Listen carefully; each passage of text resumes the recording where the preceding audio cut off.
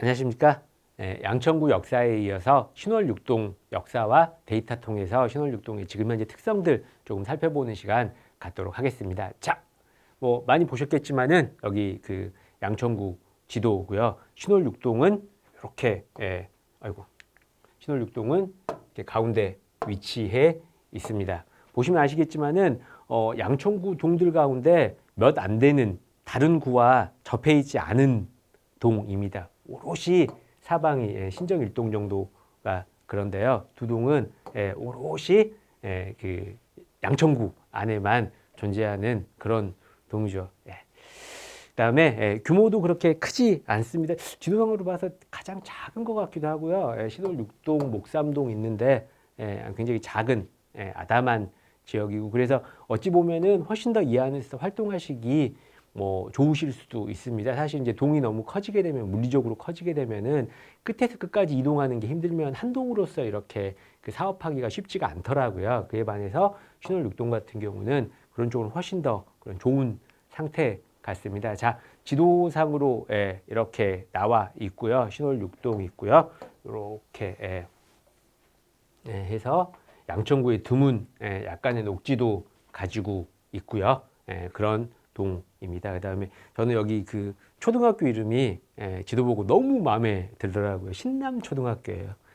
애들이 막 아침에 너무 신나가지고 학교 가는 그런 학교인가 뭐 이랬는데, 그 뭐야 저희 애들 뭐 물론 이제 저도 양천구 구민인데 여기 그 살지는 않는데 애들한테 물어보니까 신나서 학교 가는 애가 어딨냐고 그렇긴 하더라고요. 안 신난다고, 이름이 이거 아닌 것 같다라고 하던데, 그렇습니다. 자, 조금 더 신월육동 살펴보면은요, 신월육동도 1988년 1월 2일에 처음 그 양천구가 생길 때 생긴 동입니다. 그 이후로 크게 동 경계 변화 없이 쭉 이어져 왔던 동이고요. 뭐 신월동의 어원은 조선시대 고을 원님이 화곡동에서 신월동 지역을 바라보니, 그때 이제 신월동이 없었겠죠. 신선하고 반달 모양을 하고 있으니 거기를 신월이라 해라, 이렇게 해서 이제 신월동이 됐다라는 이야기가 있습니다. 근데 뭐 인터넷이나 이렇게 공식적으로 이렇게 그 양천구가 설명하는 게 이거긴 하더라고요. 근데 어느 원님이 했는지 이런 이야기는 저도 사실은 못 찾아봤습니다. 누군지 모르겠더라고. 원님 누굴까? 이런 거. 그 동 이름 그렇게 크게 지어주신 분인데 비석이라도 세워드리려고 찾아봤는데 못 찾았습니다. 자, 그렇게 됐고요. 신월육동은 전반적으로 신정생활권에 속한다고 이렇게 써져 있는데, 양천구가 이렇게 이제 그 강아지처럼 생겼잖아요. 근데 이제 신월육동이 우리 아까 여기 있었는데, 여기 이렇게 해서 경인 그 고속도로가 지나다 보니까 신월동 중에 이쪽은 화곡동이 훨씬 더 가깝게 됩니다. 큰 도로 이렇게 건너서 뭔가 같이 교류하기가 쉽지가 않거든요. 그리고 여기는 그냥 신월 신정 같이 뭉쳐서 있는 생활권에 속하게 된다라고 생각하시면 될 것 같고요. 남부순환로가 이렇게 동을 쭉 가로지르고 있습니다. 그 다음에 가로지르는 중에도 동쪽이 훨씬 더 큰 영역을 차지하고 있는데, 그거 조금 있다가 다시 한번 보도록 할게요. 다시 동쪽 지역 대부분이 목동 센트럴 아파트, 센트럴 파크 위브 아파트가 차지하고 있고요. 목동 센트럴 아이파크 위브 아파트지만 목동은 아니고 신월동입니다. 그다음 해당 아파트는 그 신월 3동 남쪽의 아파트랑 연결돼서 이제 일종의 신정 뉴타운을 이루고 있습니다. 다시 보면은 이게 이제 남부순환도로인데 거의 대부분 동쪽이 신월 6동의 대부분을 차지하고 있고요. 또 이 신월 6동의 대부분에 거의 다죠. 이만큼이 센트럴 그 아이파크 아파트고, 여기가 이제 이렇게 같이 붙어가지고 한꺼번에 이제 일종의 신정 그 신월 뉴타운 정도로 지칭이 되는 지역이라고 생각하시면 되겠습니다. 자, 데이터 통해서 지역에 대해서 조금 더 살펴보도록 하겠습니다. 그 아마 익숙하지 않으신 영역일 수도 있거든요. 막 표나 그래프도 많이 보셔야 되고 하는데, 제가 최대한 풀어서 쉽게 설명드리도록 하겠습니다. 통계 관련돼서 그 강의는 2021년 12월 달에 제가 지금 강의를 녹화를 하고 있고요. 가장 최신의 통계들을 이렇게 수집해서 강의 자료를 만들었습니다. 강의 자료 자체는 그래서 2021년 11월 달에 기준이고요.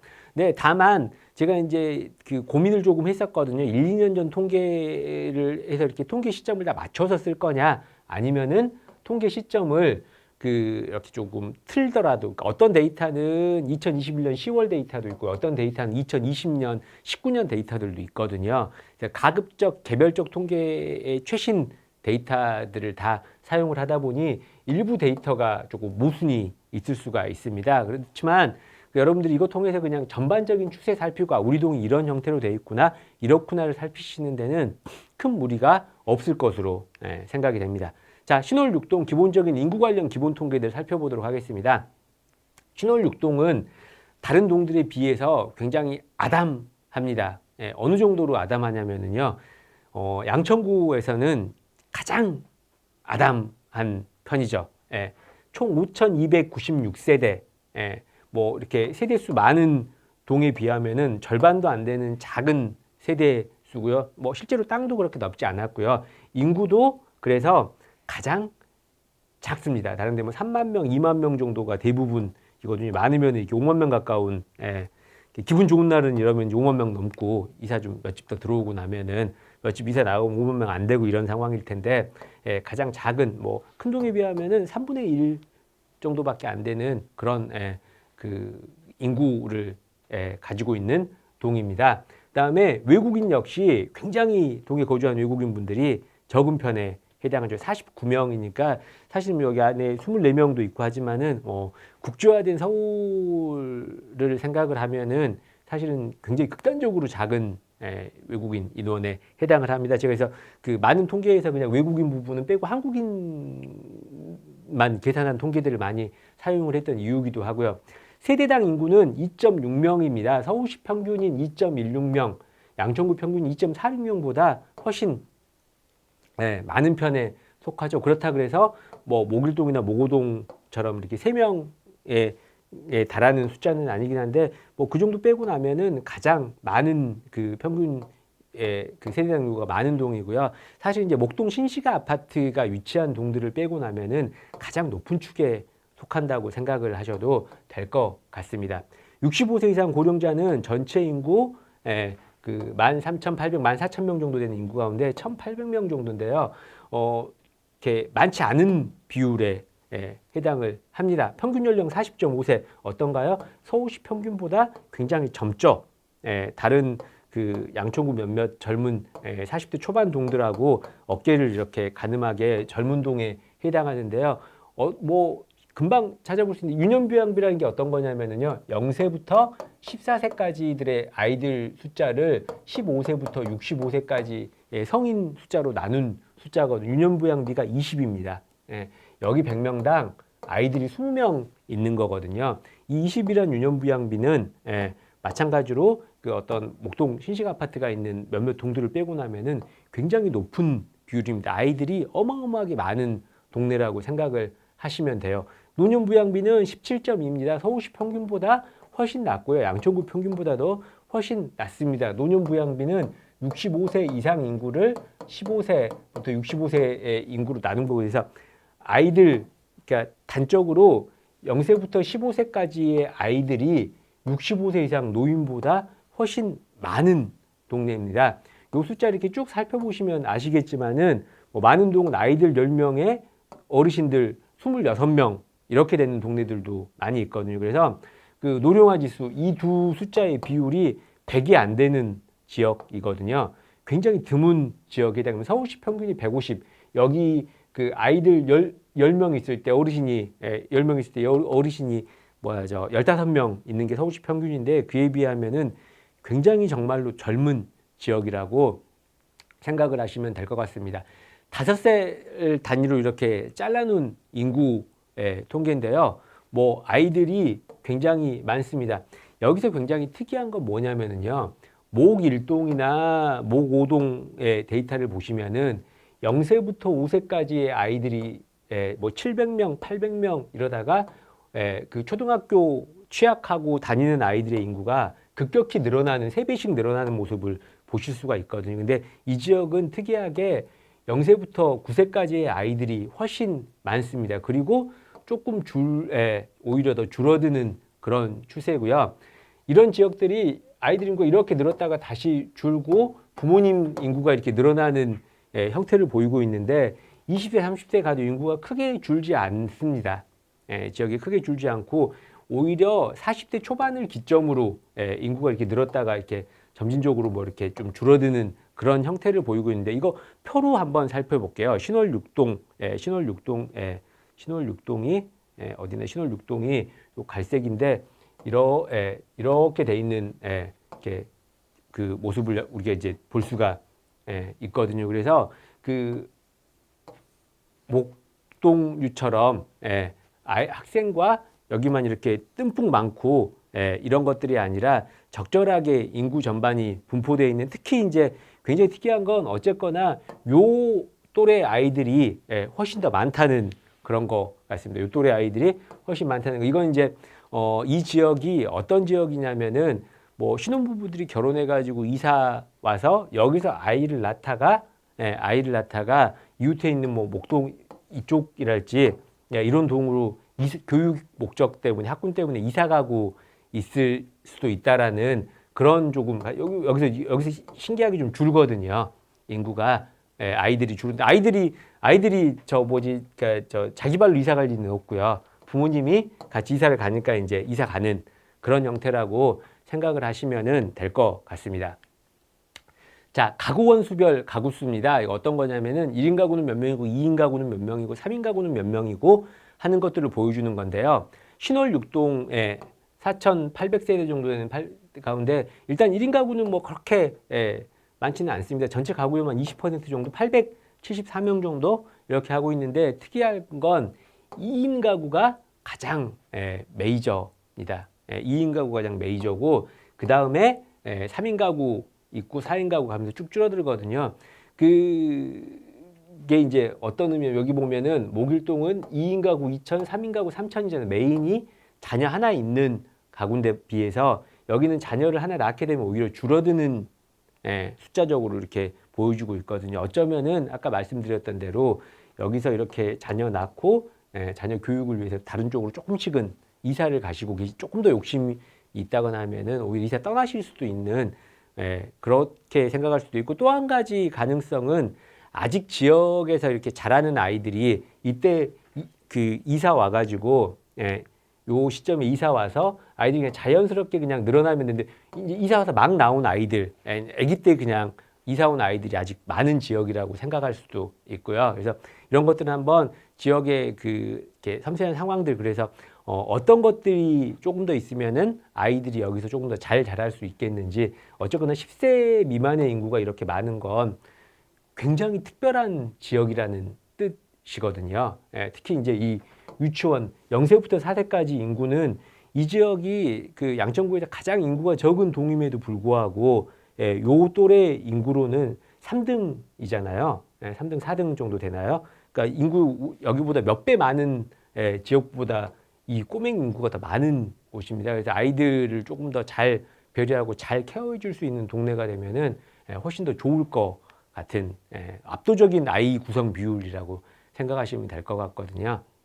그래서 그런 것들 조금 더 살펴주시면 좋겠고요. 그래서 그 뭐 신월육동 1인 가구, 2인 가구, 3인 가구 되게 많은 것들 이렇게 보이실 겁니다. 그래서 이제 그 가구원 수별 가구수표 한번 이렇게 살펴보시면 좋을 것 같고요. 독거노인 현황, 노인 자체가 그렇게 많지 않은 동네인데다 인구도 적기 때문에 13,000명 인구 가운데 일단 노인 인구는 1,800명, 65세 이상 노인 인구는 1,800명이고요.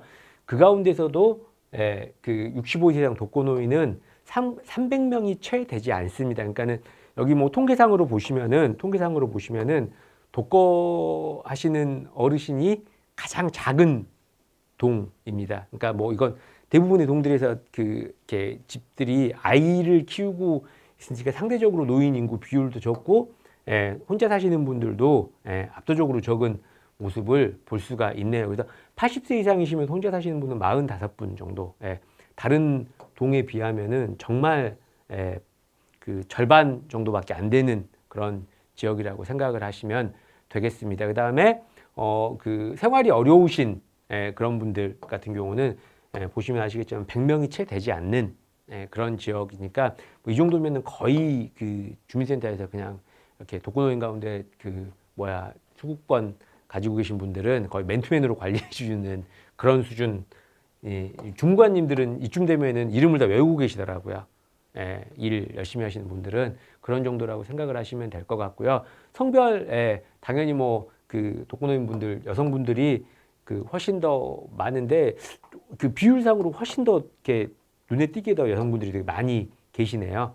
많이 계시는 편이고, 마찬가지로 숫자가 그렇게 많지는 않습니다. 그래서 여러분들이 조금 더 신경 써가지고 꼼꼼히 살피시면은 정말로 그 주민자치위원분들 50분 계신다 그러면은 독거노인분들 뭐 이 정도 인원은 충분히 이렇게 그 개별적으로도 살펴드릴 수 있는 정도니까 또 신경 써주셔도 되게 좋을 것 같습니다. 뭐 아이들이 그 하고 비율로 따져도 굉장히 낮은 비율인 것 같고요. 생활이 어려우신 분들 마찬가지로 그리 많지 않습니다. 138가구에 209분. 이것도 그럼 이렇게 이 정도 인원이면 총 수급자가 200분 정도면 이건 뭐 그 복지과 그 복지팀에서 그냥 200명 정도 거의 맨투맨으로 맡아서 하고 계시는 정도일 것 같고요. 그래서 크게 될 것 같은데 장애 관련된 것들도 마찬가지입니다. 장애도 뭐 인구가 적다 보니 그리 많지는 않습니다. 총 장애 가지신 분들이 437명 정도 되고 있네요. 그래서 뭐 그 전체 인구로 따지면은 많아 보이진 않지만 그럼에도 불구하고 이 숫자가 무시해도 될 만큼 작은 숫자는 절대 아니거든요. 그래서 장애에 대한 것들 항상 여러분들 이렇게 사업하실 때 뭐 예를 들어서 뭐 축제를 하신다거나 뭐 어떤 그 교육 프로그램 같은 것들을 하실 때 한 번쯤은 이분들도 참여하실 수 있는 그런 축제들 만드시면은 되게 좋을 것 같아요. 그러니까 우리 주변에 장애인분들이 보이지 않는 이유는 이분들이 밖으로 나올 기회가 너무 좁고 나오는 것 자체가 위험하기 때문에 그렇습니다. 우리가 되게 신경 써서 초대해 주지 않으면은 이분들 계속 이렇게 그 고립된 채 살아가시는 경우들이 되게 많이 있거든요. 장애인에 대해서 특징적인 거 하나는 이렇게 연령이 늘어날수록 장애인분들이 늘어납니다. 왜냐하면 우리나라 장애의 대부분 99% 이상은 후천적인 장애가 대부분이거든요. 그래서 이렇게 좀 늘어나는 그 경향을 조금 보이고 있는데 뭐 하여튼 그렇습니다. 그다음에 장애까지는 아니더라도 굉장히 그 신체적으로 장애에 준하는 어려움을 가지신 분들이 되게 많이 있습니다. 우리나라의 이 장애 관련 통계 안에 들어가는 정도의 장애는 정말 심한 중증 장애고요. 선진국에서는 가벼운 장애들은 대부분 이제 여기 들어오지 않기 때문에 하여튼 우리가 조금 그 장애에 대해서도 조금 더 신경 써주는 이런 것들이 필요할 것 같네요. 자, 종사자별 사업체 수 한번 살펴보도록 하겠습니다. 뭐 양천구 전체가 일자리가 그렇게 많은 지역은 아닙니다. 인구 뭐 40만 훨씬 넘는 인구의 일자리가 12만 개밖에 되지 않기 때문에 대부분의 사람들이 다른 지역에 가서 일을 해야 되겠죠. 여기도 마찬가지로 동해 전체 일자리가 3천 개밖에 되지 않기 때문에 굉장히 많은 분들이 다른 지역에 가서 일을 하고 계실 겁니다. 더군다나 신월육동에도 큰 기업들, 이렇게 300명 넘는 사람들을 고용한 기업들은 몇 개 되지 않고요. 대부분의 기업들이 뭐 200명, 이렇게 300명 아래의 작은 숫자를 고용하고 있는 그런 기업이고요. 기업 대부분 1,300개의 기업 가운데 1,200개가 넘는 기업이 그 종사자 수가 1명에서 4명 정도밖에 안 되는 아주 작은 기업들입니다. 여기도 마찬가지로 뭐 양천구 전체가 사실은 그렇죠. 뭐 소상공인 분들이 굉장히 많은 지역이라고 생각을 하시면 될 것 같습니다. 사실 또 큰 기업들이 있어야 근데 또 여기 이런 작은 기업들도 뭐 식당이 됐건 카페가 됐건 되게 잘 되는데 큰 기업들이 없다 보니 이런 것들도 그렇게까지 경영 환경이 좋지 않을 수가 있죠. 그래서 신월육동 사업체 창설 연도들 조금 살펴보면은 굉장히 재밌는 게 여기는 아예 2015년 이후 최근에 만들어진 기업들이 특이할 만큼 적습니다. 특이할 만큼 적어요. 그러니까 그 서울시 전체로 봐도 44%, 양천구 전체로 봐도 39.9%인데 12.9%의 기업만 1915년 이후에 만들어졌고 아마도 이건 이제 그 저 재개발 과정에서 아마 사업을 새로 하기가 어려워서 이 기간 동안에 이렇게 이렇게 만들어진 기업들이 되게 적지 않나라는 생각을 조금 해보고요. 그 덕에 상대적으로 오래된 기업체들이 많은데 근데 애시당초 그 오래된 기업들 숫자가 통계가 잘못됐나 싶을 정도로 많더라고요. 그래서 요건 한번 이렇게 조사를 한번 해보시는 게 맞을 것 같아요. 통계상으로는 이렇게 되게 많은 기업들이 1980년대 이전에 이 지역이 만들어지고 아직까지 남아있다라고 돼 있거든요. 통계상으로는. 근데 제가 뭐 현장에 지금 나가보지를 못해가지고, 근데 요건 한번 자체 내부에서 조사를 해보시면은 좋을 것 같습니다. 그래서 요거 표로 보면은 굉장히 특이해요. 다른 데랑 아예 다릅니다. 신월 육동의 표는요. 이 제일 가장 적게 있는 오래된 녹색 막대가 다른데 몇 배나 되게 길고요. 거꾸로 대부분을 차지하고 있는 파랑, 주황, 회색 막대가 가장 작습니다. 작아도 압도적으로 작은 쪽에 속하거든요. 그러니까 이게 뭐 재개발 영향도 있을 것 같긴 한데 그렇다고 치기에는 오래된 기업의 그 개별적인 숫자 자체가 너무 많이 있더라고요. 그래서 요런 통계 한번 살펴보시면은 좋겠습니다. 그 뭐 굉장히 젊은 동이고요. 굉장히 젊은 동이고 아이들도 굉장히 많은 동입니다. 그래서 여러분들이 어떻게 활동하시느냐에 따라서 여러분들이 어떻게 새로운 그 젊은 사람들을 우리 주변에 받아들일 수 있느냐에 따라서 젊고 활기차고 되게 활발한 지역이 될 수 있는 그런 그 지역 같거든요. 그래서 포용할 수 있는 그다음에 특히 저는 이렇게 5세 미만 아이들이 되게 많은 게 너무너무 좋은 것 같아요. 그래서 그 꼬마들도 여러분들 주민자치의 어떤 일원이 돼서 지역 구성원으로서 훌륭히 이바지할 수 있는 좋은 자치 계획들 많이 세워주시면은 감사하겠습니다. 수고 많이 하셨습니다.